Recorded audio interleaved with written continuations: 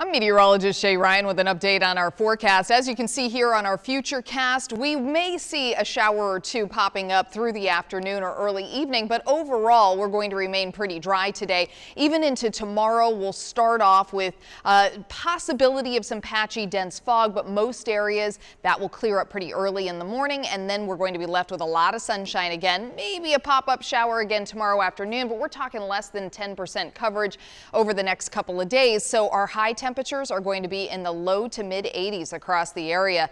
And then on Sunday, we have another stronger front that's going to approach. It's slowed down a little bit, so it looks like the rain is going to arrive well after sunset. So I think we've got a rain-free weekend during the daytime. And then overnight on Sunday, we'll see some more heavy, widespread rain sticking around through the Monday morning commute and possibly even into Monday afternoon and evening.